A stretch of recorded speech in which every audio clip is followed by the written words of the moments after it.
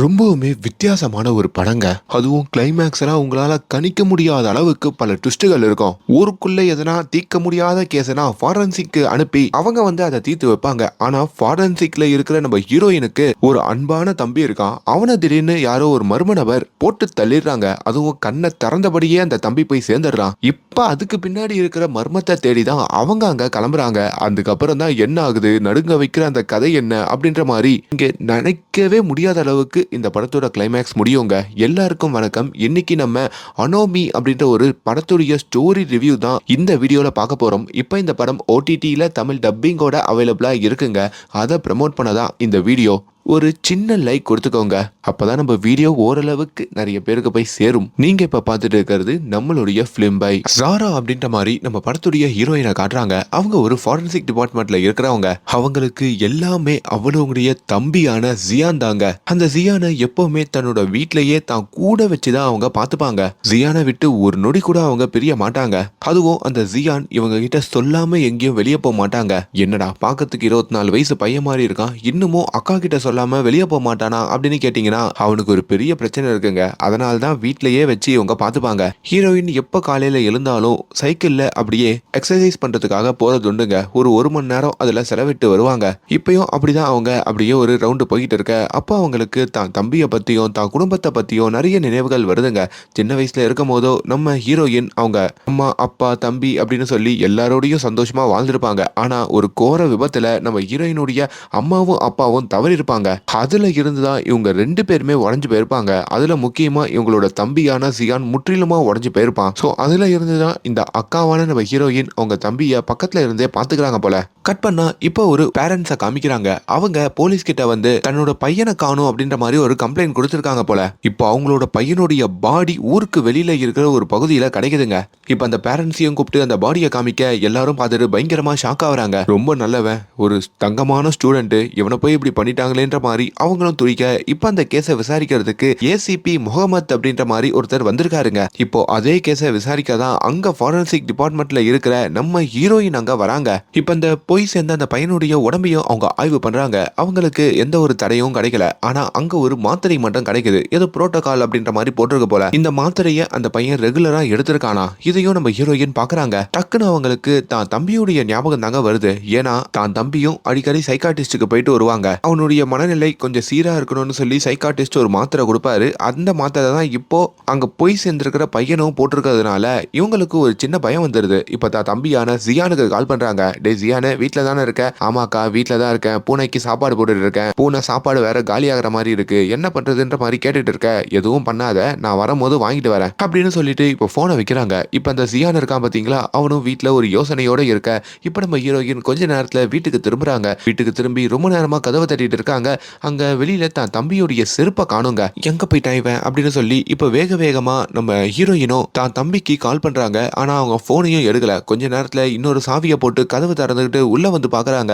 வீட்டுக்குள்ள தான் தம்பி இல்லைங்க. இவங்களுக்கு ஒரு மாதிரி பயம் வந்துடுது. அப்பதான் அவங்களுக்கு வாட்ஸ்அப்ல சில மெசேஜஸ்லாம் வந்திருக்குங்க. அது அவங்க தம்பி கிட்ட இருந்துதான். அக்கா, நான் இங்க பெட் ஷாப் வரைக்கும் வந்திருக்காக்கா. பூனை சாப்பாடு காலி ஆயிடுச்சு, அதை வாங்கறதுக்காக வந்திருக்கேன். கொஞ்ச நேரத்துல வீட்டுக்கு வந்துருவேன், பயப்படாத அப்படின்ற மாதிரியும் அதுல சொல்லியிருக்கான். ஒரு வாய்ஸ் மெசேஜ் தாங்க அதை போட்டிருக்கான். இப்ப ஹீரோயினும் கொஞ்சம் பயந்து இவனை இப்படி எல்லாம் தனியா விட்டுற முடியாது, ஆல்ரெடி இவன் தவறான முடிவெல்லாம் எடுக்க போனானே, இப்பவே நம்ம போய் தேட ஆரம்பிப்போம்னு சொல்லி அப்படியே அந்த அபார்ட்மெண்ட்டை சுத்தி வாட்ச்மேன் கிட்ட எல்லாம் தம்பி எப்ப போனா அப்படின்ற மாதிரிலாம் கேட்க தான் பார்க்கவே இல்லைன்ற மாதிரி வாட்ச்மேன் சொல்றாரு. இப்ப ஹீரோயினுக்கு ஒரு காதலன் இருப்பாங்க, வருங்கால கணவர். அவருடைய பேரு ஆல்பி. அவருக்கும் நம்ம ஹீரோயின் கால் பண்ணி தான் தம்பி காணாம போன விஷயத்த பத்தி சொல்றாங்க. நீ ஒன்னும் பதறாத, அந்த பெட் ஷாப்புக்கு தானே போயிருக்கான்னு சொன்னாங்க, அந்த பெட் ஷாப்லயே போய் கேட்டு வந்துரு அப்படின்ற மாதிரி சொல்ல இப்ப ஹீரோயினும் அந்த பெட் ஷாப்புக்கு வந்து கேக்குறாங்க. உங்க தம்பியாக்கா, அவன் காலையில வந்தாங்கா, ஏன் இன்னும் வீட்டுக்கு வரலையா அப்படின்ற மாதிரி கேட்ட உடனே இவங்களுக்கு பீதி ஆயிடுது. கொஞ்ச நேரத்துல ஹீரோயினோட காதலன் ஆல்பியும் அந்த இடத்துக்கு வர, சரி ஓகே பதட்டப்படாத, நம்ம போலீஸை போய் பார்க்கலாம் அப்படின்னு சொல்லிட்டு இப்போ இவங்க 2 பேருமே அங்க ஒரு கமிஷனர் ஆபீஸுக்கு வராங்க. அப்படி கமிஷனர் கிட்டயும் இந்த தம்பி காணாம போன விஷயத்த பத்தி சொல்றாங்க. என்னமா காணாம போய் ஒரு 3-4 மணி நேரம் தானமா ஆகுது, அதுக்குள்ள ஏமா எவ்வளவு பதற அப்படின்ற மாதிரி கேட்க ஹீரோயினுக்கு ஒரு முக்கியமான போன் கால் வந்துருதுங்க. அவங்க ஜஸ்ட் அப்படியே வெளியே போறாங்க. அப்பதான் அவங்க காதலன் ஆல்பியும், சார் இந்த பொண்ணு பதறதுக்கு ஒரு காரணம் இருக்கு. ஏன்னா அவங்க தம்பி அந்த ஜியானு நிறைய வாட்டி தவறான முடிவெடுக்கவே போயிட்டான். மாட்டிக்கிட்டான், அதான் கொஞ்சம் பயப்படுறா, வீட்லயே வச்சுதான் அவன் தம்பியை பார்த்துப்பா, அதான் கொஞ்சம் எப்படின்னா தேடி கண்டுபிடிச்சு சொல்லுங்கன்ற மாதிரி சொல்ல, அப்பதான் இந்த கேஸை ஏசிபி முகமது இருக்காரு பாத்தீங்களா, அவர் தான் ஹீரோ, அவர்கிட்ட அந்த கமிஷனர் ஒப்படைக்கிறாரு. இப்போ கொஞ்ச நாளுக்கு முன்னாடி இந்த கதை போகுதுங்க. ஜியான் இருக்காரு பாத்தீங்களா, ஹீரோயினுடைய தம்பி, அவர் ஒரு டாக்டரை வந்து பாக்குற மாதிரியும், அது ஒரு சைக்காட்டிஸ்ட், அவர்கிட்ட அவர் நிறைய கவுன்சிலிங் எடுத்துக்கிற மாதிரியும் ட்ரீட்மெண்ட் எடுத்துக்கிற மாதிரி எல்லாம் அங்க காட்டுறாங்க. அவனுக்கு எப்பவுமே தான் அப்பா அம்மா ஞாபகமாவே இருக்கு போல. அதுல ஒரு பயம், அப்பா அம்மா விபத்துல போனதுனால அதுக்கப்புறம் கார்ல உட்காரத்துக்கும் வெளியே போறதுக்கும் பயம் அப்படின்ற மாதிரி நிறைய விஷயங்களை அங்க ஷேர் பண்ணிக்கிட்டு இருக்கான். அதுவும் தன்னுடைய அம்மாவோட வாய்ஸ் இன்னும் தனக்கு கேட்டுட்டு இருக்கிறதாகவும் சொல்றான். அவனை ட்ரீட் பண்ண டாக்டருமே நம்ம ஹீரோயின் அங்கே கூப்பிட்டு, ஒன்றும் இல்லைம்மா, சில மாத்திரைகள் தான் எழுதி கொடுக்குறேன், அந்த மாத்திரையெல்லாம் அவனை கண்டினியூ பண்ண சொல்லுங்க, எல்லாம் சரியாயிடும் அப்படின்ற மாதிரி சொல்லியிருப்பாங்க. கட் பண்ணா கதை நிகழ்காலத்துக்கு வருதுங்க. நம்ம ஹீரோயின் இதையெல்லாம் தன்னுடைய காதலன்கிட்டையும் சொல்லிக்கிட்டு இருக்க, இப்போ திரும்பி இன்னொரு ஃப்ளாஷ்பேக் போகுது. நம்ம ஹீரோயின் ஃபாரன்சிக் டிபார்ட்மெண்ட்ல வேலை பார்ப்பாங்கல்ல, அதனால அடிக்கடி டாக்டரை மீட் பண்ற மாதிரி இருக்கவங்க. அப்படிதான் இந்த ஆல்பி அப்படின்ற மாதிரி இந்த காதலனை மீட் பண்ணியிருப்பாங்க. முதல்ல இந்த ஆல்பியை காதலிக்கிற விஷயத்த தான் தம்பியான ஜியான் கிட்ட தான் சொல்லியிருப்பாங்க. இவங்க எப்போ வெளியே சாப்பிட போனாலும், கடைக்கு போனாலும், ஷாப்பிங் போனாலும் கூட நம்ம ஹீரோயின் அவங்க தம்பியையும் கூட்டிட்டு போவாங்க.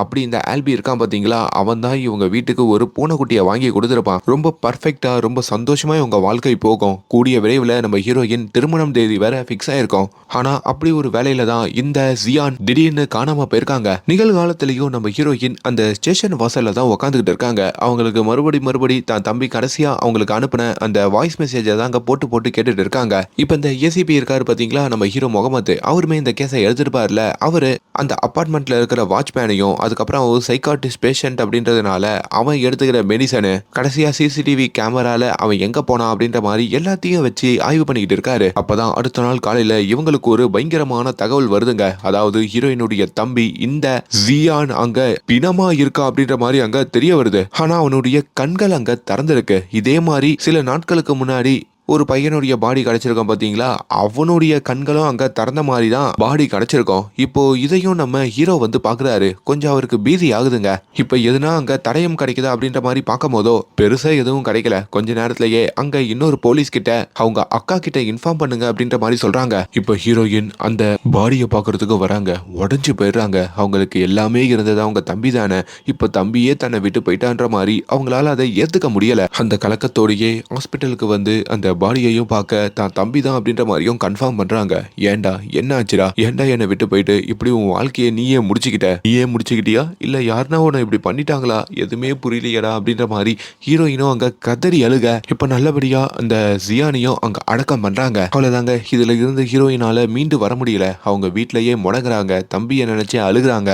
தான் தம்பி கையில அவங்க ஒரு கயிறு மாதிரி கட்டி விட்டுருப்பாங்க. இப்ப அந்த கயிறு இவங்க கிட்ட தாங்க இருக்கும். அதை தன்னோட கார்ல கட்டிக்கிறாங்க. நம்ம இதை சும்மா விட்டுறக்கூடாது, இதுக்கு பின்னாடி ஏதோ ஒரு மர்மம் இருக்கலாம், அதை நம்ம கண்டுபிடிக்கணும்ன்ற மாதிரியும் இப்ப நம்ம ஹீரோயின் அங்க தான் வக்கீல பார்க்க வராங்க. வக்கீல் கிட்டையும் சொன்னதெல்லாம் சொல்லி அங்க அழுதுகிட்டு இருக்க, அப்பதான் அவங்களுக்கு ஒரு சின்ன க்ளூ கிடைக்குதுங்க. அதாவது முன்னாடி இவங்க ஒரு பிணத்தை பார்த்துருப்பாங்கல்ல, அந்த பிணத்துல அவர் எடுத்துக்கிட்ட மாத்திரையும் தன்னுடைய தம்பி எடுத்துக்கிட்ட மாத்திரையும் ஒண்ணு அப்படின்ற மாதிரி தெரிய வருது. இன்னொரு பக்கம் தான் தம்பியுடைய பாடியை ஆய்வு பண்ணதுல காலையில 3:15 அவரோட உசுறு பிரிஞ்சிருக்கான். தான் தம்பி காணாம போனது 12:15. எனக்கு 12:15 மதியம் அவன் இது மாதிரி பெட் ஸ்டோருக்கு வந்திருக்கேன், சீக்கிரமா வீட்டுக்கு போயிடுவேன் அப்படின்ற மாதிரி வாய்ஸ் மெசேஜ் பண்ணிருக்கான். அப்ப அவனோட வாய்ஸை கேட்கும் போதும் சந்தோஷமா தான் பேசியிருக்கான். அப்ப அந்த நடுவுல அவனுக்கு என்ன நடந்தது, மதியம் 12:15 இருந்து அடுத்த நாள் விடியால 3:15 வரைக்கும் அவன் எங்க இருந்தான், என்ன பண்ணியிருந்தான், அப்போ கண்டிப்பா இதுக்குள்ள யாருன்னா இருப்பாங்க, அதை நான் கண்டுபிடிக்கணும் அப்படின்ற மாதிரி இவங்க நினைக்கிறாங்க. இப்ப அந்த ஃபாரன்சிக் டிபார்ட்மெண்ட்டுக்கு போயிட்டு வந்த நம்ம ஹீரோயின் தம்பியோடைய பாடியிலையும் ஏதோ ஒரு சின்ன விஷம் கலந்திருக்கிறதா சொல்றாங்க. அது அவன் எடுத்துக்கிற மாத்திரையினால் தான் அப்படின்ற மாதிரி ஹீரோயினுக்கும் அங்க தெரியுதுங்க. நேரா வந்து அந்த மாத்திரையை கொடுத்த அந்த டாக்டரையும் பாக்குறாங்க. டாக்டருமே இப்படி ஒரு நோய் இருக்கிறவனுக்கு இந்த மாத்திரை சாப்பிட்றதுல ஒண்ணு தப்பு இல்ல, இதை எடுக்கிறதுனால மட்டும் அவனோட வாழ்க்கை முடிஞ்சிடாது, மேபி அவனை நிறைய இடங்கள்ல இருந்து இந்த மாத்திரை தான் காப்பாத்திருக்குன்ற மாதிரி சொல்ல, இப்ப அந்த மாத்திரையை பாக்குற டாக்டருமே, ஐயோ இது நான் கொடுத்த மாத்திரை இல்லையே, நான் ப்ரோகோஃபோல் அப்படின்ற ஒரு மாத்திரையை தான் கொடுத்தேன், ஆனா இது வேற ஒரு நேம்ல இருக்கே அப்படின்ற மாதிரியும் சொல்றாரு.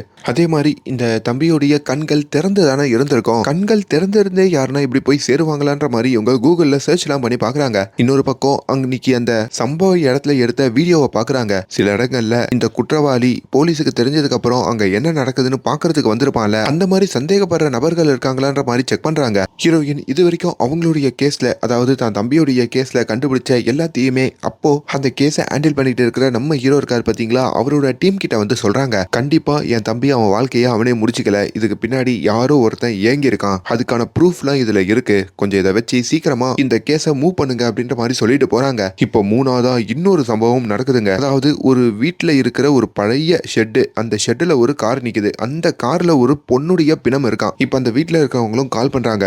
இப்போ ஹீரோ இருக்காரு பாத்தீங்களா, அவர் அந்த இடத்துக்கு ஓடி போறாரு. அது ஒரு பெண்ணுடைய உடல். அவங்களும் கண்கள் திறந்த மாதிரி தான் அங்க போய் சேர்ந்திருக்காங்க. ஃபாரன்சிக் டிபார்ட்மெண்ட்ல இருந்து ஆய்வு பண்றதுக்காக நம்ம ஹீரோயின் வராங்க. தடயங்கள் எல்லாம் எடுக்கிறாங்க. இப்ப அந்த பெண் பக்கத்திலையும் ஒரு மாத்திரையை பயன்படுத்திருக்காங்க போல. அந்த மாத்திரையை எடுக்கிறாங்க. அது தான் தம்பியும் அதுக்கு முன்னாடி இறந்தவரும் யூஸ் பண்ணிட்டு இருந்த அதே மாத்திரை. இப்ப அந்த பெண்ணுடைய வாயில இருந்து ஒரு சின்ன முடி எடுக்கிறாங்க. பக்கத்துல எதுனா டயர் மார்க்ஸ் இருக்கா அப்படின்ற மாதிரி பார்க்கும் போதோ ஒரு பெரிய வண்டி போன மாதிரி ஒரு மார்க் இருக்குங்க. அப்போ அந்த பொண்ணை போட்டு தள்ளிட்டு ஒரு பெரிய வண்டியில வந்து இந்த இடத்துல அந்த சைக்கோ போட்டுட்டு போயிருக்கணுன்ற மாதிரியும் அவங்க நம்புறாங்க.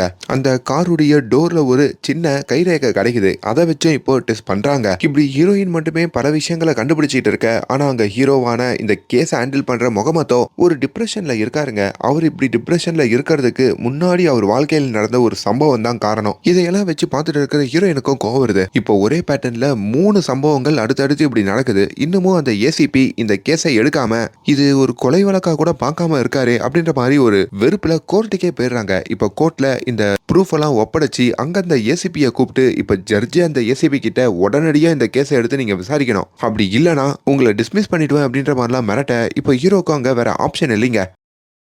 அதே வேளையில இப்போ கையில தேட்டவெல்லாம் போட்டுக்கிட்டு நிறைய ஊசி மாத்திரைகள்லாம் வச்சுக்கிட்டு ஒரு மர்ம நபர் வீட்டுல எதையோ சமைச்சிட்டு இருக்கிற மாதிரி அங்க காட்டுறாங்க. அப்படி அந்த மர்ம நபர் தான் இதையெல்லாம் பண்ணிருக்கானா. அந்த சம்பவ இடத்துல ஒரு பெரிய டயர் உள்ள ஒரு வண்டி தடயம் கிடைச்சிருக்கோன்னு சொன்ன பாத்தீங்களா, அப்படி ஒரு பெரிய பேங்க் லாக்கருடைய வண்டியை தான் அவன் வச்சிருப்பான். அப்படி அந்த சைக்கோ யாரு, எதுக்காக இதையெல்லாம் பண்ணிக்கிட்டு இருக்கான் அப்படின்றத கொஞ்சம் கொஞ்சமா பார்ப்போம். அதுக்கு முன்னாடி இப்போ போலீஸுக்குள்ள ஒரு மீட்டிங். அங்கதான் ஹீரோக்கு உண்மையாலேயே அங்க என்ன ஆச்சு அப்படின்ற மாதிரி சொல்றாங்க. சில வருஷங்களுக்கு முன்னாடி நம்ம ஹீரோ கிராமத்துல இருக்கிற ஒரு பெண்ணுடைய கேஸை ஹேண்டில் பண்ணிருப்பாருங்க.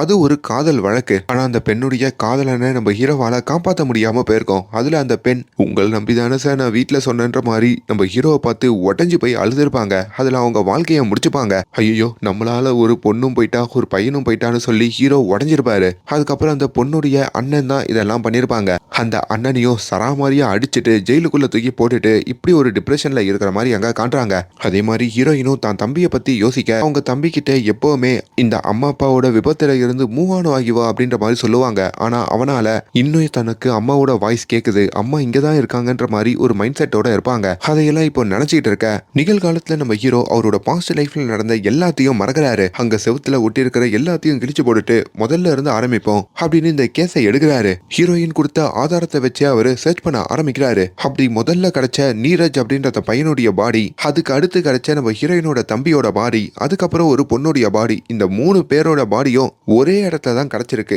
ஆனா அவங்க 3 பேர் வாழ்ற இடம் அப்படின்னு பார்த்தா அது வேற வேற ஊரு. அந்த ஊர்கள்ல இருந்து எதுக்காக அந்த சைக்கோ இவங்க 3 பேரையும் ஒரே பகுதிக்கு கொண்டு வரணும், அந்த ஊர்ல வந்து எதுக்கு அவங்க பிணத்தை தூக்கி போட்டுட்டு போனோம், அது மூலயமா எதனா சிசிடிவி கேமரால அந்த சைக்கோ மாட்டிருக்கானா பாருங்கன்ற மாதிரிலாம் செக் பண்ண சொல்றாரு. மெடிக்கல் ஷாப்பு, அங்க இருக்கிற சின்ன சின்ன கடைகள் எல்லாத்திலையும் இந்த சிசிடிவி கேமராவை தெரியும், எதனா க்ளூ தெரியும் இவங்க அலைறாங்க. அப்ப எல்லா கேமராலையும் ஒரு வண்டி மட்டும் மாட்டிருக்குங்க. அது ஒரு பேங்க் லாக்கர் இருக்கு பாத்தீங்களா, அதை கொண்டு போற மாதிரி ஒரு வண்டி. அப்ப ஏன் அந்த சைக்கோ அந்த வண்டியில போயிருக்க கூடாது அப்படின்ற ஒரு யோசனை வருது. இப்போ இறந்து போன 3 பேருடைய ஃபேமிலி, ரிலேட்டிவ்ஸ், ஃப்ரெண்ட்ஸு, அவங்கள ட்ரீட் பண்ண டாக்டர்ஸு, அவங்க எல்லாரையும் தனித்தனியாக கூப்பிட்டு நம்ம ஹீரோ விசாரிக்கிறாரு. இந்த 3 பேருமே சைக்காட்டிஸ்ட் கிட்ட சிகிச்சைக்கு போனவங்க அப்படின்ற மாதிரி அப்பதான் நம்ம ஹீரோக்கு தெரிய வருது. ஒவ்வொருத்தர் ஒவ்வொரு விதமான டிப்ரெஷன்ல இருந்திருக்காங்க போல. அப்ப அந்த சைக்கோ இந்த டிப்ரெஷன்ல இருக்கிற சைக்காட்டிஸ்ட் கிட்ட ட்ரீட்மெண்ட் எடுக்கிற நபர்களா பார்த்துதான் டார்கெட் பண்ணிக்கிட்டு இருக்கான்ற மாதிரி தெரிஞ்சுக்கிறாரு. இங்க இந்த கடைசியா ஒரு பொண்ணு போய் சேர்ந்திருப்பாங்களே, அவங்க வாயில இருந்து கூட ஒரு சின்ன முடி இருக்கும்ல, அதை இந்த ஃபாரன்சிக்ல செக் பண்றப்போ அது ஒரு பையனுடைய முடி. 33 வயசுல இருந்து 35 வயசுக்குள்ள அந்த பையனுடைய பிளட் குரூப் பி பாசிட்டிவ் அப்படின்ற மாதிரி சில விஷயங்கள் எல்லாம் அங்க சொல்றாங்க. ஹீரோயினுக்கு மறுபடியும் தன்னோட தம்பி அனுப்புன அந்த வாய்ஸ் மெசேஜ் இருக்கு பாத்தீங்களா, அதையே வச்சு கேக்குறாங்க. அதுல ஏதோ ஒரு சின்ன இன்னொரு வாய்ஸ் மாதிரி ஒண்ணு வருது. ஆனா அதை என்னால கேட்ச் பண்ண முடியல அப்படின்ற மாதிரி தான் காதலன் கிட்ட சொல்லிட்டு உனக்கு இந்த வாய்ஸ் எல்லாம் பிரிச்சு பிரிச்சு கொடுக்குற எதனா சவுண்ட் இன்ஜினியர் தெரியுமான்ற மாதிரி கேக்குறாங்க. இங்க நம்ம ஹீரோக்கு ஒரு பெரிய தடயம் கிடைக்குதுங்க. அதாவது ஹாஸ்பிட்டல்ல வேலை பார்க்குற பியூன்கள் ஒரு 3 பேரு நம்ம ஹீரோ கூட்டிட்டு வராரு. அவங்க 3 பேரையும் போட்டு அடிக்கிறாரு. அப்பதான் அந்த 3 பேருமே ஒரு உண்மையை சொல்றாங்க. சார் கொஞ்ச நாளுக்கு முன்னாடி எங்க ஹாஸ்பிட்டலுக்கு ஒருத்தன் வந்தான் சார். அதாவது 3 பேரும் டிஃப்ரெண்டான ஹாஸ்பிட்டல்ல வேலை பார்க்கறவங்க. அந்த 3 ஹாஸ்பிட்டலுக்கும் ஒரே மர்ம நபர் போயிருக்கான். அவன் இவங்க கிட்ட காசு கொடுத்து அங்க ட்ரீட்மெண்ட் எடுத்துக்கிற இந்த சைக்காட்டிஸ்ட் கிட்ட ட்ரீட்மெண்ட் எடுத்துவாங்க பாத்தீங்களா, அந்த பேஷண்ட்டுடைய நேம்லாம் வேணும்ன்ற மாதிரி அந்த டேட்டாவை கேட்டிருக்கான். இவங்களும் காசை வாங்கிக்கிட்டு அந்த டேட்டாவை கொடுத்துருக்காங்க. ஆனா அந்த ஹாஸ்பிட்டல்ல இருக்கிற ஒரு பியூன் மட்டும் அந்த பையனை சைட்ல இருந்து போட்டோ எடுத்துட்டான் போல. இப்ப அந்த போட்டோவையும் அங்க காமிக்கிறாரு. இங்க சவுண்ட் இன்ஜினியர் கிட்ட வந்து ஹீரோயின் அந்த வாய்ஸை கொடுத்துருக்காங்க. அப்படி அந்த வாய்ஸை பிரிச்சு பார்த்ததுல இன்னொரு வாய்ஸ் இருக்கு அப்படின்ற மாதிரியும் அந்த சவுண்ட் இன்ஜினியர் கண்டுபிடிக்கிறாரு. ஹீரோயின் கிட்ட வாய்ஸ் மெசேஜ் பண்ணிக்கிட்டு இருக்கும் போதே ஹீரோயினுடைய தம்பி அங்க ஒருத்த ஹே அப்படின்ற மாதிரி கூப்பிட்டுருக்காங்க.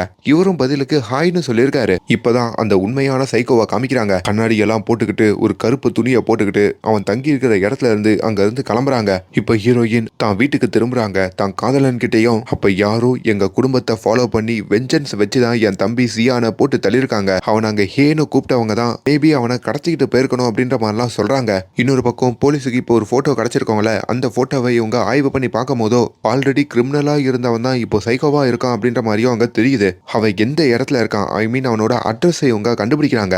நம்ம ஹீரோ அவரோட டீமோட அந்த அட்ரஸ்குள்ள போறாருங்க. அந்த வீட்டுக்குள்ள போய் செக் பண்ணும் போதும் அங்க நிறைய மாத்திரைகளும் சில மோசமான விஷயங்களும் இருக்கு. அதுல ஒரு பாம்பு வேற வச்சிருக்கான் போல. அதை ஒரு போலீஸ்காரு பயந்து போய் சுட்டுறாரு. அதே மாதிரி ஒரு டேட்டாவை வேற வச்சிருக்கான், எந்தெந்த ஹாஸ்பிட்டல் எல்லாம் எத்தனை சைக்காட்டிஸ்ட் பேஷண்ட்லாம் இருக்காங்கன்ற மாதிரி. அதை நம்ம ஹீரோ செக் பண்ணும் போதோ அதுல கடைசியா இறந்து போன 3 பேருடைய பேர்களும் இருக்குங்க. அதை வச்சு இவன் தான் அப்படின்ற மாதிரியும் கன்ஃபார்ம் பண்ணிருக்காங்க. இப்போ அடுத்ததா பேசில் அப்படின்ற ஒரு பேரையும் அவன் டிக் பண்ணிருக்காங்க.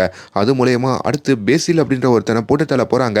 அதுக்குள்ள நம்ம அவனை பிடிச்சாகணும்ன்ற மாதிரி இப்ப எல்லா போலீஸ்காரங்களும் ரொம்ப தீவிரம் அடைகிறாங்க. அப்ப நம்ம ஹீரோக்கு ஒரு போலீஸ் கிட்ட இருந்து தகவல் வருதுங்க. நீங்க அனுப்பின போட்டோல இருக்கிற நபர் பக்கத்துல இருக்க ஒரு ஹாஸ்டல்ல தங்கி இருக்கிறதா பார்த்தேன் அப்படின்னு அந்த ஹாஸ்டலுக்கு வர சொல்ல ஹீரோவுமே அந்த ஹாஸ்டலுக்கு வராரு. ஆனா அங்க இருக்கிற வார்டனோ பசங்களெல்லாம் டிஸ்டர்ப் பண்ண முடியாது, உள்ளெல்லாம் விட முடியாதுன்ற மாதிரி அங்க மறுக்கிறாரு. ஹீரோக்கோ பயங்கர கோவம் வருதுங்க. ஃபயர் அலாரத்தை ஆன் பண்ணி விட்டுறாரு. அதை பார்த்து பயத்துல அந்த ஹாஸ்டலுக்குள்ள இருக்கிற நிறைய பசங்க வெளியே பயந்து போய் வெளியே ஓடி வராங்க. அதுல ஒருத்தன் தான் இப்ப இந்த சைக்கோ இருக்கான் பாத்தீங்களா, அவனும் வரான். அதை பாக்குற ஹீரோ இவனை இப்பயே பிடிச்சாகணும்னு சொல்லி அங்க சேஸ் பண்ணிக்கிட்டு போறாரு. அவன் ஒரு பைக்கை எடுத்துக்கிட்டு வேகமா கிளம்பி போயிடுறாங்க. அப்படி ஒரு ஃபேக்டரிக்குள்ளேயும் அவன் போயிடுறான். ஆனா அவன் போறத பார்த்த ஹீரோவுமே அந்த ஃபேக்டரிக்குள்ளேயும் நுழையிறாரு. அங்கிட்டு பார்த்தா அந்த சைக்கோ அவனுக்கு சில அடியாட்கள்லாம் வச்சிருக்கான் போல. அவங்க எல்லாரோடையும் நம்ம ஹீரோ சண்டை போட்டு அட்லாஸ்ட் அந்த சைக்கோவையும் பிடிக்கிறாரு. இப்ப நேரா அவனை கூட்டிட்டு விசாரிக்கிறதுக்காக ஒரு ரூம்லயும் அழைக்கிறாங்க. அவன் முன்னாடி இந்த 3 பேருடைய போட்டோவையும் வைக்கிறாங்க. எதுக்காக இப்படி பண்ண, எதுக்கு இந்த 3 பேரையும் போட்டு தள்ள, உண்மையை சொல்லு அப்படின்ற மாதிரி கேட்க இந்த 3 கிளவுன்ஸ் யாருன்னே எனக்கு தெரியாது, நான் ஜஸ்ட் நடுவில் இருக்கிற ஒரு மீடியேட்டர் தான் அப்படின்ற மாதிரி அந்த சைக்கிள் சொல்றாங்க. என்னடா விதவிதமா கதை கொடுக்குறியா, ஒழுங்கு மரியாதையா சொல்லு. இந்த 3 ஹாஸ்பிட்டலுக்கு போயிட்டு இவங்களோட டீட்டெயிலாம் நீ தானே கலெக்ட் பண்ண, ஏன்டா பண்ண, என்ன பிளான் பண்ண அப்படின்ற மாதிரி கேட்கும் போது தான் ஐயோ சார் அதை நான் சத்தியமா பண்ணல. எது கலெக்ட் பண்ணலையா, ஐயோ அவங்கள போட்டு தரல சார். உண்மையிலேயே எனக்கு ஒரு பிரைவேட் நம்பர்ல இருந்து ஃபோன் கால் வந்தது. அவன் தான் எனக்கு இந்த வேலையை கொடுத்தான். ஒவ்வொரு ஹாஸ்பிட்டல்ல போயிட்டு இந்த மாதிரி டேட்டாவை கலெக்ட் பண்ணிட்டு வர சொன்னான். அப்படி கலெக்ட் பண்ணிட்டு வந்த டேட்டாவை நான் ஒரு இடத்துல வச்சிருவேன். அதுக்கப்புறம் அந்த மர்ம நபர் வந்து அந்த டேட்டாவை எடுத்துட்டு போயிட்டான். இதுதான் எனக்கு தெரியுமே தவிர்த்து அதுக்கப்புறம் அந்த டேட்டால இருக்கிற இந்த மாதிரி ஒரு 3 பேரை அந்த மர்ம நபர் தான் போட்டு தள்ளியிருக்கான் போல. அது யாரு என்னெல்லாம் எனக்கு தெரியாது சார். நான் ஆல்ரெடி இந்த மாதிரி சின்ன சின்ன தவறு பண்ணி ஜெயில இருந்ததுனால நீங்க மேல சந்தேகப்படுறீங்க. நான் ரொம்ப அப்பாவி சார் அப்படின்ற மாதிரியும் சொல்றான். இப்ப அந்த மாத்திரை இருக்கு பாத்தீங்களா, அந்த மாத்திரையையும் இந்த 3 பேருக்கு இவன் தாங்க மாத்தி வச்சிருக்கான். அதை ஏன்டா பண்ணனு கேட்கும் போதோ அதே மர்ம நபர் தான் சார் இந்த 3 மாத்திரைகளை அந்த பேஷண்ட்டுகளுக்கு கொடுத்த மாத்திரையோட மாத்தி வைக்க சொன்னாங்க. காசு கொடுத்தாரு. அவர் பேச்சை கேட்டுதான் நானும் மாத்தி வச்சேன்ற மாதிரி சொல்ல அப்ப கூட அந்த 3 பேரோட முகத்தை நான் பார்த்தது இல்லை சார் அப்படின்ற மாதிரி தாங்க சொல்றான். சரி நீ கலெக்ட் பண்ற எல்லாத்தையும் எந்த இடத்துல வந்து வெப்பன்ற மாதிரி கேட்க கிளாக் ரூம் அப்படின்ற ஒரு ரூம் இருக்கு, அந்த ரூம்ல தான் சார் வச்சுட்டு போவேன், அங்க வந்து அவன் எடுத்துப்பான் போல அப்படின்னு சொன்னதோ இப்ப அந்த கிளாக் ரூம் இருக்கு பாத்தீங்களா, நிறைய ரயில்வே ஸ்டேஷன்ல இருக்கவங்க அந்த ரூம்ல இருக்கிற சிசிடிவி ஃபுட்டேஜ் எல்லாம் செக் பண்றாங்க. அதுல கருப்பு கலர் மாஸ்க் போட்டுக்கிட்டு மூஞ்ச கவர் பண்ணிக்கிட்டு ஒரு நபர் வந்து அந்த பாஸ் பண்ண எல்லா ஃபைலையும் எல்லாம் எடுத்துட்டு போவாங்க. இதை பார்க்குற ஹீரோக்கு டென்ஷன் ஆகுது. அப்ப இதுக்கு பின்னாடி இன்னொருத்தர் இருக்கான், அவன் தான் உண்மையான சைக்கோன்ற மாதிரி கன்ஃபார்ம் பண்றாரு. அப்பதாங்க அடுத்த நாள் காலையில நம்ம ஹீரோயின் வழக்கம் போல அவங்க வீட்டுக்குள்ள நுழைய அங்கிட்டு பார்த்தா அவங்களுக்கு மிகப்பெரிய அதிர்ச்சி. நம்ம ஹீரோயினுடைய காதலன் வருங்கால கணவர் ஆல்பி இருக்காரு பாத்தீங்களா, அவர் அங்க ரொம்ப கொடூரமான முறையில போட்டு தள்ளப்பட்டிருக்காரு. ஹீரோயின் மொத்தமா உடஞ்சி போயிடுறாங்க. நம்ம ஹீரோவுமே இந்த தகவல் கேள்விப்பட ஐயோ அப்ப அந்த பொண்ணை சுத்தி தான் நிறைய பிளான்லாம் நடக்குது போல இருக்கு. என்னடா இப்படி ஆயிடுச்சு அப்படின்ற மாதிரி துடிச்சு போறாரு. வழக்கம் போல நம்ம ஹீரோயின் உட்காந்து அழுதுகிட்டு மட்டும் தாங்க இருக்காங்க. ஆனா ஹீரோவோ ஒரு சின்ன விஷயத்த கண்டுபிடிக்கிறாரு. இதுக்கு முன்னாடி நடந்த அந்த 3 சம்பவத்துல பாத்தீங்கன்னா எல்லாருமே கண்ணை திறந்தபடி ஒரு பிணமா கிடைச்சாங்க. ஆனா இந்த வாட்டி ஆல்பியோடைய பிணம் அது மாதிரி கிடைக்கல. அவன் உடம்பு முழுக்க அவ்வளோ காயங்கள் இருக்கு. அப்பனா ஒரு பெரிய வெஞ்சன்ஸை வச்சுக்கிட்டு தான் அந்த மர்ம நபர் இந்த ஆல்பி கிட்ட இப்படி நடந்திருக்கணும். எனக்கு தெரிஞ்சு ஆல்பியோட மட்டுமே இந்த வெஞ்சன்ஸ் முடியாதுன்னு நினைக்கிறேன். அவன் அடுத்து ஜாராவான ஹீரோயினுக்கும் டார்கெட் பண்ணலாம். ஏன்னா ஜாராவோட தம்பியையும் போட்டு தள்ளியிருக்கான், அவன் காதலனையும் போட்டு தள்ளியிருக்கான். ஆனா காதலனை ரொம்ப கொடூரமா போட்டு தள்ளியிருக்கான். அப்போ ஜாராவை போட்டானா இன்னும் எவ்வளவு பெரிய விஷயமா அது வரப்போதோ, அதுக்குள்ள நம்ம தடுத்தாகணும், அந்த பொண்ணை காப்பாற்றணும்ன்ற மாதிரி நினைக்கிறாங்க. ஹீரோயினுக்கு ஒரு முக்கியமான தகவல் அவங்க வக்கீல் கிட்ட இருந்து கிடைக்குதுங்க. அதாவது இப்போ 3 பேர் போயிருப்பாங்க பாத்தீங்களா, அதே பேட்டர்ன்ல சில வருஷங்களுக்கு முன்னாடி ஒரு பொண்ணு போயிருக்கா. அவளும் கண்ணை திறந்தபடிதான் பிணமா கிடைச்சிருக்கான்ற மாதிரி சொல்ல, எது சில வருஷங்களுக்கு முன்னாடியேவா அப்படின்னு சொல்லிட்டோம். ஹீரோயின் அந்த கேஸை விசாரிக்க போறாங்க. இப்ப அந்த பொண்ணுடைய அப்பா கிட்டயும் வந்து பேசுறாங்க. உங்க பொண்ணை பத்தி சொல்லுங்க, உங்க பொண்ணுடைய ரூமுக்கு என்ன கூட்டிட்டு போங்க அப்படின்ற மாதிரிலாம் கேட்க, இப்ப அந்த ரூமையும் அவர் கூட்டிட்டு வந்து காட்டுறாரு. அதுல இறந்ததுக்கு அப்புறம் இருக்கிற வாழ்க்கையை பத்தி நிறைய புத்தகங்கள் இருக்குங்க. அதே மாதிரி மனித மூளையை பத்தியுமே நிறைய புத்தகங்களும் சில ஸ்கேன்ஸ் எல்லாம் இருக்கிறத ஹீரோயின் பாக்குறாங்க. உங்க பொண்ணு பல வருஷங்களுக்கு முன்னாடி இதே பேட்டர்ன்ல இறந்தாலோ அதே மாதிரிதான் இப்போ ஒரு 3 பேரு பிணமா கிடைச்சிருக்காங்க. இந்த 3 பேர் உங்களுக்கு தெரியுமான்ற மாதிரி அந்த பொண்ணோட அப்பா கிட்ட கேட்க, அவர் தெரியாதுன்னு சொல்றாரு. இப்ப அந்த பொண்ணு வீட்டுல இருக்கிற அந்த தடயங்கள் எல்லாத்தையும் ஹீரோயின் அவங்க வீட்டுக்கு கொண்டு போறாங்க. இப்ப வீட்டுல வந்தும் அந்த தடயங்கள் ஒண்ணு ஒண்ணா அவங்க பார்த்துட்டு இருக்காங்க. அதுல எல்லாத்திலயுமே இந்த வாழ்க்கை இறந்ததுக்கு அப்புறம் எப்படி இருக்கும் அப்படின்ற பத்தியான நிறைய கலெக்ஷன்ஸ் தாங்க இருக்கு. ஹீரோக்கு இன்னொரு தகவல் கிடைக்குது. அந்த பேங்க் லாக்கர் இருக்கு பாத்தீங்களா, அந்த லாக்கர் வச்சிருக்கிற வண்டி, அந்த வண்டியுடைய சிசிடிவி கேமரால பதிவானதெல்லாம் பாக்குறாரு. அது மூலமா முன்னாடி அந்த 3 பேருடைய பிணங்கள் ஒரே ஊர்ல கிடைச்சிருக்கோன்னு சொல்லி அவருக்கு ஒரு சந்தேகம் இருக்கும்ல, அது எப்படின்ற மாதிரி அவருக்கு ஒரு தீர்வு கிடைக்குது. ஏன்னா 3 பேரும் ஒவ்வொரு ஊரை சேர்ந்தவங்க. ஆனா அவங்களோட மையத்துல இருக்கிற பரந்தூர் அப்படின்ற ஒரு ஊருக்கு தான் அந்த மர்ம நபர் அந்த 3 பேரோட பாடியை கொண்டு வந்து போட்டிருக்கான். அப்ப அந்த சுத்து வட்டாரத்துக்குள்ளதான் ஏதோ ஒரு சம்பவம் நடந்திருக்கு. அந்த வட்டாரத்தை நம்ம சுத்தி பார்த்தோம்னா அந்த உண்மையான சைக்கோ கிடைப்பான்ற மாதிரி தெரிய வருது. ஹீரோயின் ஈக்குவேஷன் ஆஃப் டெத் அப்படின்ற மாதிரி ஒரு புத்தகத்தை பத்தி தெரிஞ்சுக்க நினைக்கிறாங்க. ஏன்னா அந்த புத்தகத்தை பத்தி தான் இப்போ இவங்க கொண்டு வந்திருப்பாங்களே, அந்த பொண்ணுடைய நிறைய டாக்குமெண்ட்ஸ் இருக்குங்க. அது தொடர்பா ஒரு ப்ரொஃபஸரையும் வந்து பாக்குறாங்க. அந்த காலேஜில் தான் அந்த பொண்ணு படிச்சிருக்காங்க போல.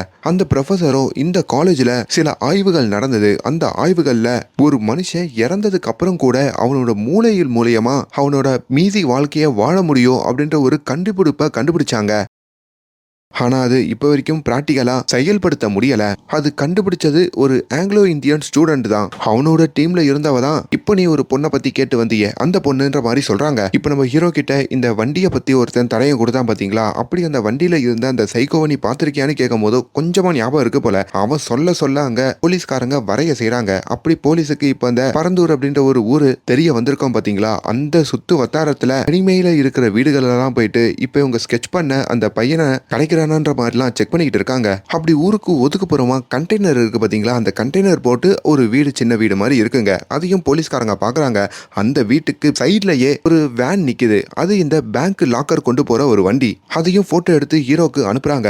அப்போ அந்த வீட்டுக்குள்ள நுழையாதீங்க, மேபி அந்த வீட்டுக்குள்ள அந்த உண்மையான சைக்கோ இருக்கலாம், போனீங்கன்னா உங்களை எதனா பண்ணிடலாம், நான் வர வரைக்கும் வெளியவே இருங்க அப்படின்ற மாதிரி சொல்றதுக்குள்ள அந்த வீட்டுக்குள்ள இருக்கிற ஒரு ஆங்கிலோ இந்தியன் பையனும் அப்படியே வெளியே வராங்க. இந்த 3 போலீஸையும் பாக்குறான். அவனை பார்த்ததும் போலீஸுக்கு என்ன பண்றது தெரியாம துப்பாக்கி எடுக்க, ஆனா அந்த துப்பாக்கி அவன் வாங்கிட்டு இந்த 3 பேரோட காலில் சுடுறான். அப்போதான் அங்க லைன்ல நம்ம ஹீரோ இருக்கிறதையும் பாக்குறான். இப்போ அவர் வரத்துக்குள்ள இங்க இருந்து தப்பிக்கணும்ன்ற மாதிரி பிளான போடுறான். ஹீரோவுமே இதை எல்லாத்தையும் போன்ல கேட்டுட்டு ஒரு பெரிய ஃபோர்ஸை கலப்பிக்கிட்டு இப்ப அந்த கண்டெய்னர் இருக்கிற ஏரியாக்கும் போறாரு. அப்படி அந்த வீட்டுக்குள்ள வந்து எல்லாத்தையும் சோதிச்சு பாக்குறாரு. பார்த்தா அங்க ஒரு சின்ன லேபையே அந்த சைக்கோ வச்சிருக்கான் போல. சைக்கோ அந்த வீட்டுல இருந்து கிளம்பிருப்பான்னு பார்த்தா அந்த வீட்டுக்குள்ள தாங்க நின்றுட்டு இருக்கான். அவன் ஒரு சின்ன பாம்பை வேற செட் பண்ணிருக்கான் போல. கொஞ்ச நேரத்துல அந்த பாம்பு வேற வெடிக்க எல்லாரும் மயக்கம் போட்டு விழ ஹீரோ மட்டும் எப்படியோ தப்பிச்சு வெளியே வராரு. அந்த சைக்கோ இப்போ அந்த ஒரு பைக்ல அங்க இருந்து தப்பிக்கலான்னு அப்படியே வேகமா வண்டியை ஓட்டுறான். ஆனா அந்த வண்டியை அந்த பக்கமா வர ஹீரோயின் வந்து இடிக்கிறாங்க. அது மூலயமா சைக்கோ கீழே விழறான். இப்போ ஹீரோ சண்டை போட்டு அந்த சைக்கோவை கையும் களவுமா பிடிக்கிறாரு. இப்போ அந்த சைக்கோடைய வீட்டுல ஒரு பூனை இருக்குங்க. அந்த பூனை எந்த பூனைனா நம்ம ஹீரோயினுடைய தம்பி வளர்ப்பாரே அந்த பூனைங்க, அதை வச்சு இந்த சைக்கோ தான் அந்த 3 பேரையும் போட்டு தள்ளியிருக்கான் அப்படின்னு ஹீரோ கன்ஃபார்ம் பண்றாரு. இப்போ அவனை கூட்டு போயிட்டு விசாரிக்கணும்ல, எதுக்காக இப்படி பண்ண, நீ அந்த லேப்ல என்ன கண்டுபிடிக்க போனன்ட்டு அப்படி கேட்கும் போது தான் பல அதிர்ச்சியான பயங்கரமான சம்பவங்கள் வெளியே வருது. முதல்ல என்ன சைக்கோன்னு கூப்பிடுறத விடுங்க, நான் இந்த உலகத்துல கண்டுபிடிப்பை இன்ட்ரோடியூஸ் பண்ணும் அப்படின்ற மாதிரி நினைச்சேன். வாழ்க்கையை நீங்க இப்படிதான் வாழணும்னு இல்ல, உங்க வாழ்க்கையை முடிச்சுக்கிட்டு கூட உங்க மூளையில இன்னொரு வாழ்க்கையை வாழலாம், அப்படி ஒரு கண்டுபிடிப்பு அப்படின்ற மாதிரி அவன் சொல்லிட்டு இருக்கான். இந்த எக்ஸ்பெரிமெண்ட் பண்றதுக்காக தான் அந்த 3 பேரு எனக்கு தேவைப்பட்டாங்க. அப்படி அந்த 3 பேரையும் வச்சு நான் எக்ஸ்பெரிமெண்ட் பண்ணேன்ற மாதிரி சொல்ல, இப்ப அந்த போலீஸுக்கு இன்னொரு தடயம் கிடைக்குதுங்க. இப்ப சம்பவ இடத்துல இருந்து ஒரு முடி எடுத்திருப்பாங்க, சில கைரேகையெல்லாம் எடுத்திருப்பாங்கல்ல, அது எல்லாம் இப்போ இந்த சைக்கோவோட ஒத்து போதா அப்படின்னு பார்க்கும்போது எதுவுமே ஒத்து போல. இவங்களுக்கு பெரிய ஷாக்கு, எப்படி எந்த ஒரு கைரேகையும் ஒத்து போல, ஒன்னும் புரியலையேன்ற மாதிரி கேட்கும் போது தான் அந்த சைக்கோ சிரிக்கிறான். எனக்கு ஒரு பார்ட்னர் இருக்கான் அப்படின்ற மாதிரி சொல்றான். அந்த பார்ட்னர் யாருன்னு பார்த்தா அது வேற யாரும் இல்ல, ஹீரோயினுடைய காதலனான ஆல்பி தான் அந்த பார்ட்னருங்க. இப்ப புரியுதா ஹீரோயினுடைய தம்பி எதனால காணாம போனான்னு சொல்லி. ஆக்சுவலி இந்த ஆங்கிலோ இந்தியன் பையன், அதுக்கப்புறம் ஆல்பி, அதுக்கப்புறம் அந்த ஹீரோயின் இப்போ ஒரு பொண்ணை பத்தி கண்டுபிடிச்சிருப்பாங்களே, இவங்க 3 பேரும் ஒரே டீமுங்க. இவங்க 3 பேரும் ஒன்னு சேர்ந்து இறந்ததுக்கு அப்புறம் ஒரு வாழ்க்கை இருக்கு அப்படின்ற மாதிரி ஒரு சின்ன கண்டுபிடிப்பை கண்டுபிடிச்சிருப்பாங்க. ஸ்டூடெண்ட்ஸா இருக்கும் போதோ அதை ஒரு லேடி மேலேயும் இவங்க பயன்படுத்திருப்பாங்க. ஆனா அந்த லேடி அதுக்கு செட் ஆயிருக்க மாட்டாங்க, உயிர் பிரிஞ்சிருக்கும். ஆனாலும் அதை நிறுத்தாம நிறைய பேர் மேல அவங்க பயன்படுத்திக்கிட்டே இருக்காங்க. ஒரு கடத்துல காலேஜ் எல்லாம் முடிச்சதுக்கு அப்புறம் இவங்களுக்கு எதனா ஒரு பாடி தேவைப்பட்டிருக்கு. அதுக்கு அந்த பொண்ணு இருக்காங்கல்ல, அவங்களே தன்னுடைய உடம்ப கொடுத்திருக்காங்க. அவங்க மேல பயன்படுத்தும் போதும் அந்த மிஷன் ஃபெயிலியரா இருக்கு, அந்த பொண்ணு அங்க இறந்திருக்காங்க. அதுக்கப்புறம் தான் இந்த ஆங்கிலோ இந்தியன் பையன் இந்த எக்ஸ்பெரிமெண்ட்டை இன்னும் டெவலப் பண்றான், நிறைய கண்டுபிடிப்புகளை இன்ட்ரடியூஸ் பண்றான். அப்படி ஆல்ரெடி சைக்காட்டிஸ்ட் பேஷண்டா இருக்கிற ஒரு 3 பேரை டார்கெட் பண்றான். அவங்க எல்லாரையும் ஸ்கெட்ச் போட்டு தூக்குறான். ஹீரோயினுடைய தம்பி அந்த பெட் ஷாப்ல இருந்து வெளியே வரப்போ இந்த ஆங்கிலோ இந்தியன் பையனும் ஆல்பியும் சேர்ந்து தான் அங்க வந்திருப்பாங்க. ஆல்பி தானே கூப்பிடுறாருன்னு சொல்லி தான் அந்த வண்டியில வந்து ஹீரோயினுடைய தம்பியை ஏறி இருப்பான். ஆனா அவனை அங்க ஒரு மயக்கமடைய வச்சு நேரா அங்க லேபுக்கு கூட்டிட்டு போயிட்டு இந்த டெஸ்ட்டை பண்ணிருப்பாங்க. அதுக்கப்புறம் அவங்களோட மாத்திரைகள் இருக்கு பாத்தீங்களா, அவங்க உடம்புல இந்த டெஸ்ட் பண்ணனா அவங்க 2 மாசமாச்சு ஒரு டேப்லெட் எடுத்துக்கணும். அதனால தான் இன்னொருத்தங்கிட்ட அந்த டேப்லெட்ஸை கொடுத்து மாத்தியும் வச்சிருப்பாங்க. எல்லாமே பிளானிங்கோட தான் நடந்திருக்கும். இப்படி பிளான் பண்ணி அந்த இடத்துல இந்த 3 பேரையுமே போட்டு தள்ளிடுறாங்க. ஆனா அவங்க கண்கள் திறந்தே இருக்கோங்க. கண்கள் திறந்தே இருக்கிறது மூலயமா அவங்க எல்லாரும் வேற ஒரு உலகத்துக்கு போற மாதிரியும், அந்த உலகத்துல அதாவது இலூஷனான வேர்ல்டுல அவங்க ஹார்ட் பீட் நின்று போனதுக்கு அப்புறமும் மூளையோடைய உதவியோட அவங்க வாழ்ற மாதிரியும் அங்க காட்டுறாங்க. அங்க அவங்க ஆசைப்பட்டபடி எல்லாமே கிடைக்குங்க. அப்படி நம்ம ஹீரோயினுடைய தம்பி தனக்கு அம்மா வேணுன்ற மாதிரி ஆசைப்பட்டிருப்பான். அதே மாதிரி அவங்க அம்மா கிடைப்பாங்க. மற்ற 2 பேருக்கும் எல்லாமே கிடைச்சிருக்கும். இதெல்லாம் பார்த்து இவங்க ரொம்ப சந்தோஷப்பட்டிருப்பாங்க. ஆனா நாளளவுல அவங்களால ரொம்ப நாள் உசுரோட இருக்க முடியாம எல்லாரோட மூளையும் மழுங்கிடும். அதாவது சில மணி நேரங்கள்லயே போயிடுங்க. அதனால அவங்க எல்லாம் இறந்துடுவாங்க. அதுக்கப்புறம் தான் அவங்க பிணங்களை தூக்கிட்டு வந்து இவங்க ஒரு இடத்துல போட்டுருவாங்க போல. இதை எல்லாத்தையும் அங்க சொல்லி முடிக்க இப்போ ஹீரோக்கு ஒரே ஒரு கேள்வி மட்டும் தான் இருக்கு. எவ்வளவு பண்ண உன்னோட பார்ட்னரை எதுக்குடா நீ போட்டு தள்ளன, ஆல்பி எதுக்கு கொடூரமா போட்டு தள்ளன்ற மாதிரி அந்த ஆங்கிலோ இந்திய பையன்கிட்ட கேட்க, ஆனா அவன் ஆல்பி எப்படி இப்படி போனான்னு எனக்கே தெரியாதுன்ற மாதிரி சொல்றான். அங்கதான் இன்னொரு ட்விஸ்டா காமிக்கிறாங்க. ஆக்சுவலி அந்த ஆல்பியான ஹீரோயின் காதலனை போட்டு தள்ளது நம்ம ஹீரோயின் தாங்க. ஏன்னா நம்ம ஹீரோயின் ஃபாரன்சிக்ல இருக்கிறதுனாலயே அவங்களுக்கு முன்னாடியே எல்லா தடையும் கிடைச்சிருக்கும். அவங்களுக்கு தான் காதலனான ஆல்பி மேலேயே சந்தேகம் வந்திருக்கும். அந்த வாய்ஸ்லாம் அவங்க கேட்டிருப்பாங்கல்ல, அதையெல்லாம் வச்சு தான் காதலன் தான் அப்படின்ற மாதிரி அவங்க கன்ஃபார்ம் பண்ணிருப்பாங்க. அந்த தலைமுடி அந்த கைரேகையோடலாம் காதலனுடைய எல்லாமே மேட்சா இருக்கும். ஸோ தான் தம்பியை எப்படி பண்ணிட்டானே அப்படின்றதுனால அவனை பழிவாங்கணும்னு நினைச்சிருப்பாங்க. அப்படி தன்னுடைய வீட்டுக்கு கூப்பிட்டு அவங்க கையால தான் அவங்க காதலனை ரொம்ப மோசமா போட்டு தள்ளியிருப்பாங்க. ஸோ இதுதாங்க உண்மையிலே நடந்திருக்கும். இப்போ இதை தெரிஞ்சுக்கிற ஹீரோவுமே நம்ம ஹீரோயின் மேல கேஸை போட்டு தேவையில்லாம அவங்கள உள்ள உட்கார வைக்க வேண்டாம், அவ நல்லது தானே பண்ணியிருக்கா அப்படின்னு சொல்லி இப்போ இந்த ஆங்கிலோ இந்திய பையனான அந்த சைக்கோவையும் தூக்கி உள்ள போட்டுட்டு இந்த கேஸ் ஃபைல மொத்தமா மூடுறாரு. இப்போ ஹீரோயினும் ஒரு புது வாழ்க்கையை ஆரம்பிக்கிறதுக்காக அந்த பூனையை தூக்கிக்கிட்டு அவங்க ஒரு புது ஊருக்கு போற மாதிரி இந்த படத்தோட கதை முடியுதுங்க. நான் ரொம்ப ஷார்ட் அண்ட் ஸ்வீட்டா தான் இந்த கதையை உங்ககிட்ட சொல்லியிருக்கேன். படமா பாருங்க, உங்களுக்கு ஒரு வித்தியாசமான அனுபவத்தை கொடுக்கும். அண்ட் மேலும் இந்த மாதிரியான வீடியோஸை தொடர்ந்து பார்க்கறதுக்கு நம்ம சேனலை சப்ஸ்கிரைப் பண்ணுங்க. Thank you so much.